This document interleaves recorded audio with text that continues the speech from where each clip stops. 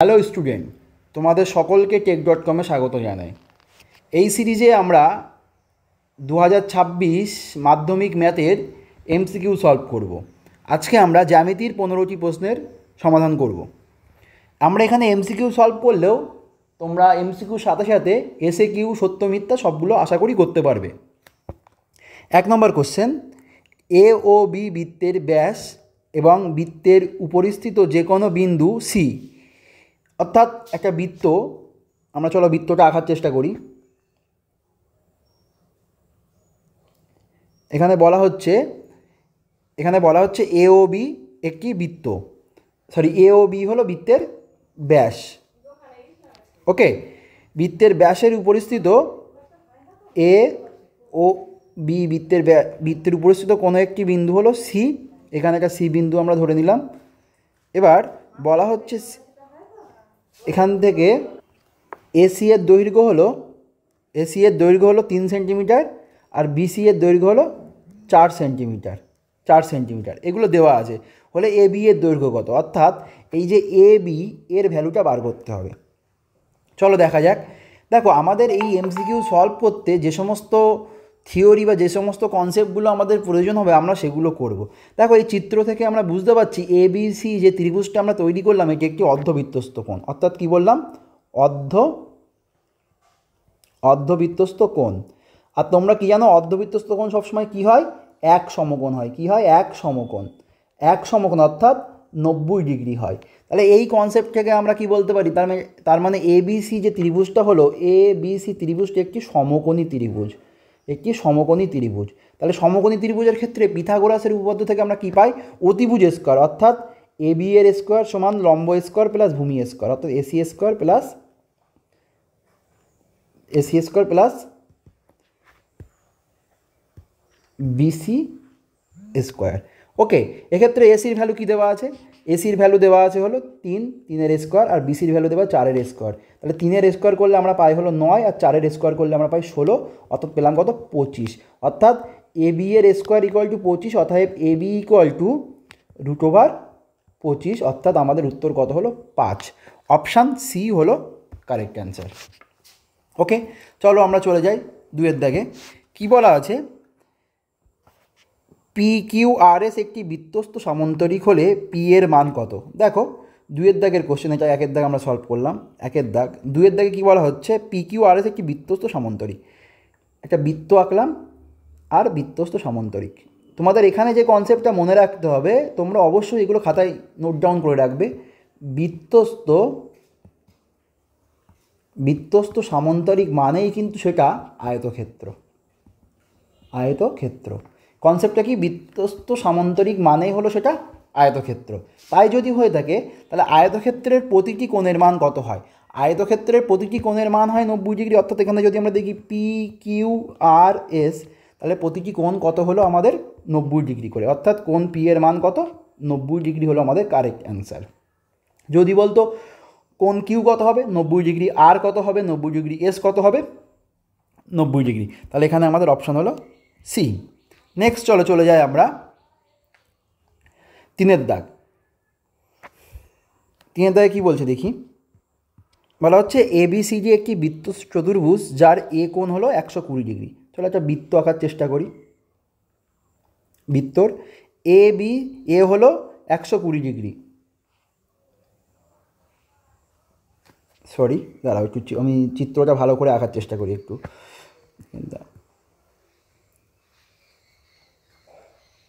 দেখো, এখানে কি বলা হচ্ছে, এ বি সি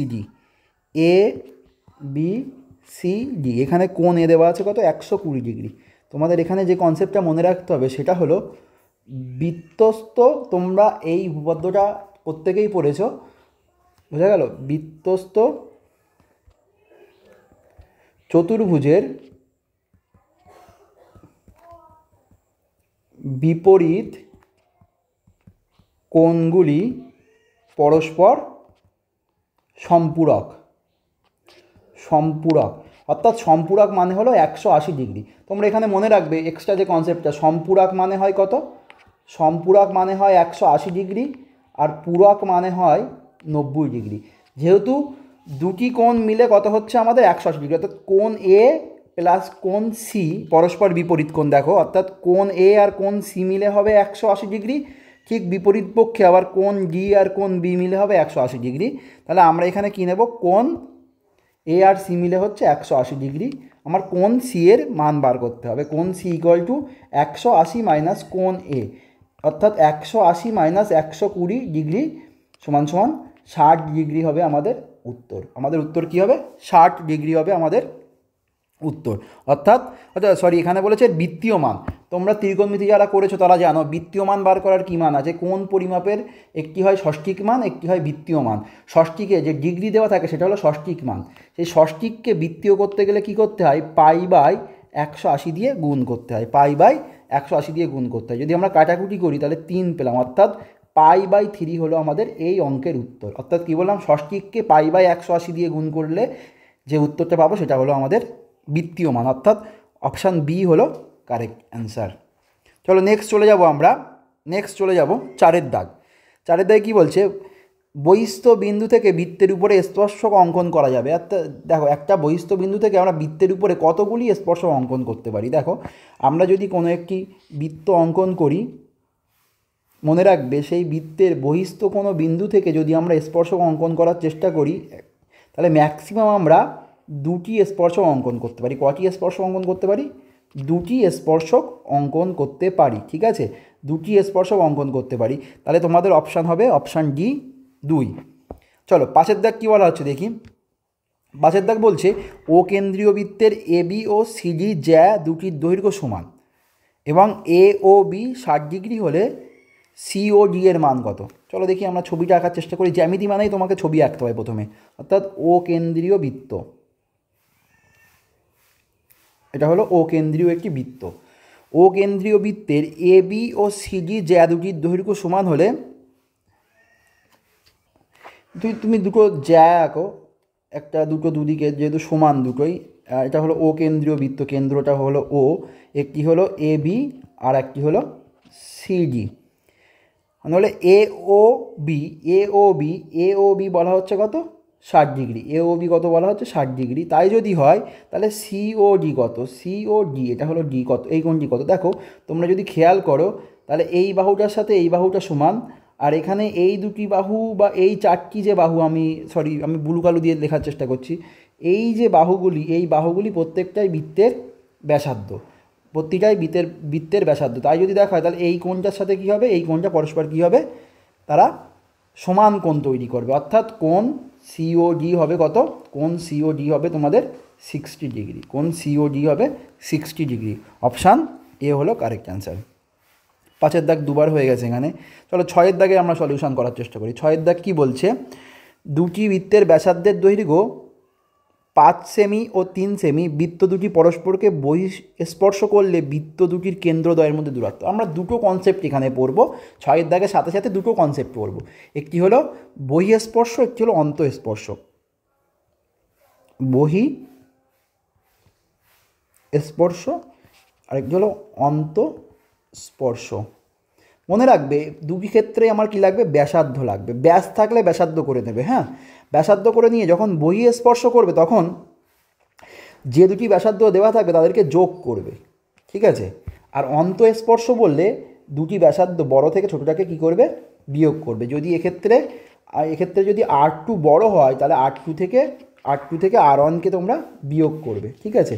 তাহলে কি বললাম, বহিঃস্পর্শ করলে ব্যাসার্ধ দুটিকে যোগ করতে হবে, অন্তঃস্পর্শ করলে ব্যাসার্ধ দুটিকে বিয়োগ করতে হবে। আমি এই ছবিকে বোঝানোর চেষ্টা করি।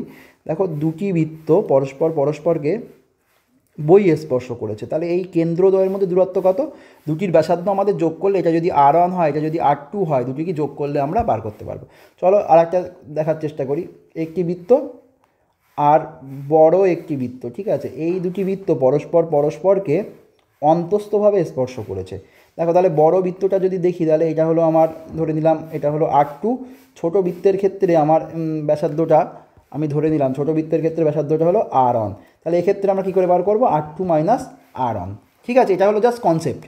চলো এবার আমরা অঙ্কে দেখি কী বলছে। দুটি বৃত্ত পরস্পরকে ব্যাসার্ধের দৈর্ঘ্য যথাক্রমে 5 সেমি ও 3 সেমি পরস্পরকে বহিঃস্পর্শ করেছে। তাহলে বহিঃস্পর্শ করলে কত হবে? 5 আর 3 যোগ করে উত্তর হবে 8 সেন্টিমিটার। আমাদের অপশান ডি হবে সঠিক উত্তর। নেক্সট চলো 7 দাগ। কী বলা হচ্ছে? দুটি বৃত্ত পরস্পরকে অন্তস্থভাবে স্পর্শ করলে সাধারণ স্পর্শকের সংখ্যা কত হবে? দেখো, অন্তস্থভাবে স্পর্শ করুক আর বহিস্থভাবে স্পর্শ করুক, যা হোক সাধারণ স্পর্শকের সংখ্যা হবে কত?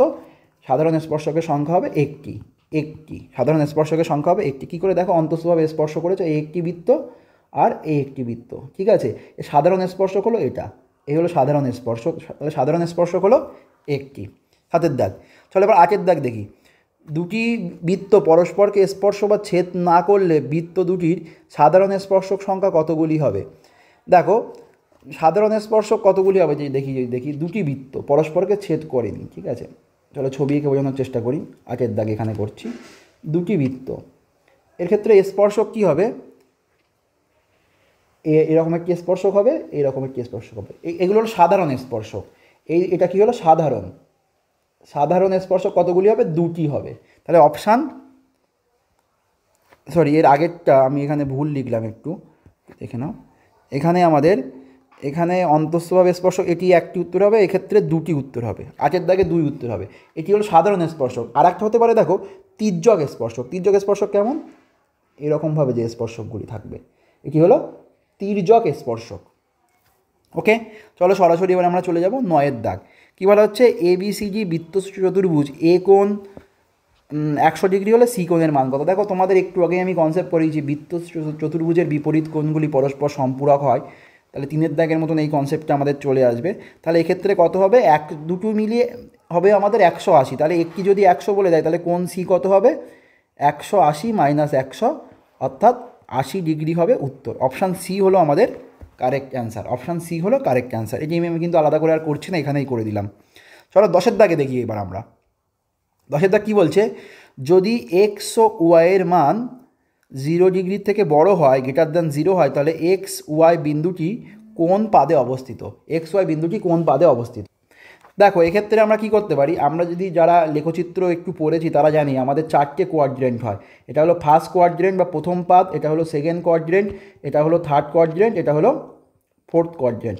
ফার্স্ট কোয়াড্রেন্টের ক্ষেত্রে কি হয়? দুটোই প্লাস হয়। এক্ষেত্রে হয় একটি প্লাস একটি মাইনাস। থার্ডের ক্ষেত্রে দুটোই মাইনাস হয়। আর ফোরের ক্ষেত্রে কি হয়?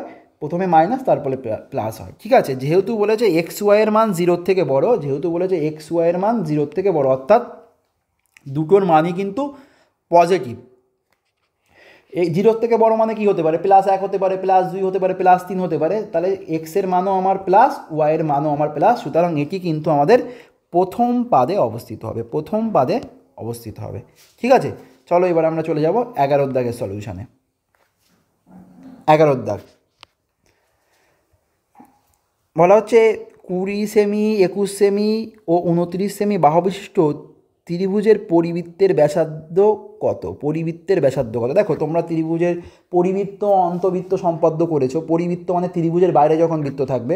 তাহলে দেখি এক্ষেত্রে আমার একটা যে ত্রিভুজটা দেওয়া আছে, সরি এটা আমরা আগে করতে পারবো না। আগে আমাদের দেখতে হবে এই যে বাহুগুলি দেওয়া আছে, এই ত্রিভুজটা কেমন ধরনের ত্রিভুজ। দেখো, এই ক্ষেত্রে তোমাদের সমকোণী ত্রিভুজ হওয়ার সম্ভাবনা বেশি। সমকোণী ত্রিভুজ, চলো সমকোণী ত্রিভুজ যদি সবথেকে বড় বাহুটা আমার কত? সবথেকে বড় বাহুটা হলো আমরা অতিভুজ বলতে পারি। তাহলে তোমরা যদি দেখো, এই 29-এর স্কোয়ার করলে যা হবে, 20 আর 21-এর স্কোয়ার করলে তাই হবে, অর্থাৎ এটি একটি সমকোণী ত্রিভুজ। আর সমকোণী ত্রিভুজের ক্ষেত্রে তোমরা মনে রাখবে, সমকোণী ত্রিভুজের ক্ষেত্রে ত্রিভুজের পরিকেন্দ্রের পরিবৃত্তের কেন্দ্র সর্বদা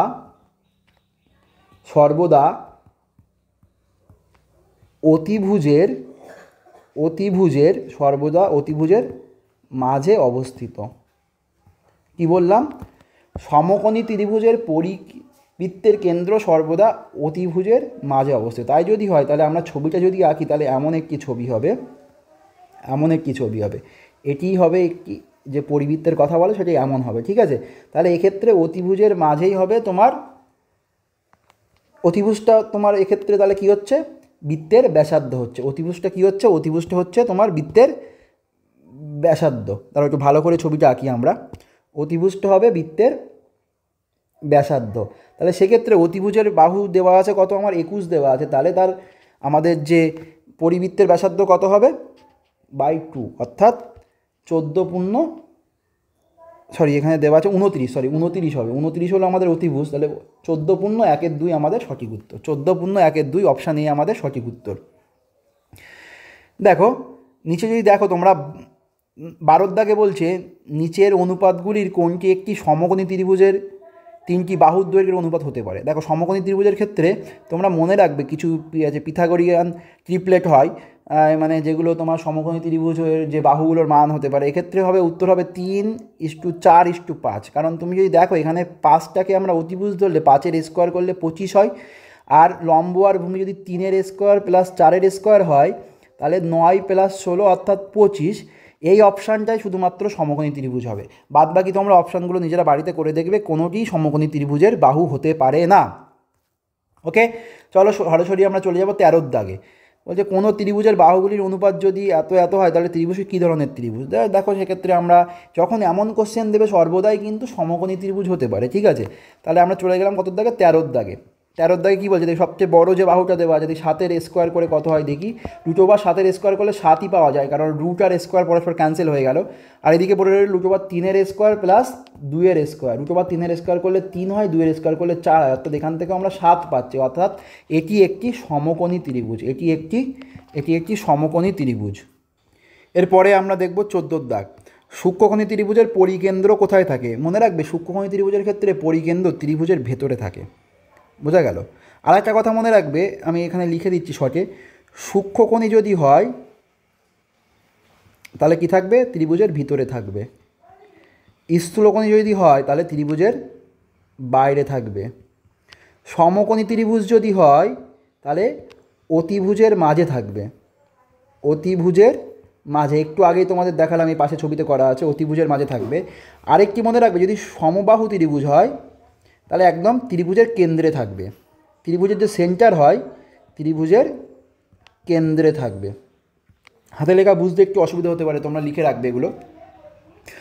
সূক্ষ্মকোণী ত্রিভুজের পরিকেন্দ্র হবে ত্রিভুজের ভিতরে, স্থূলকোণী হলে বাইরে, সমকোণী ত্রিভুজ হলে একদম স্পেসিফিকভাবে আমরা বলতে পারি অতিভুজের মাঝে হবে, আর সমবাহু ত্রিভুজ হলে ত্রিভুজের কেন্দ্রে থাকবে। ওকে, নেক্সট 15 দাগ দেখি আমরা, লাস্ট, এটি আমাদের লাস্ট প্রবলেম আজকের।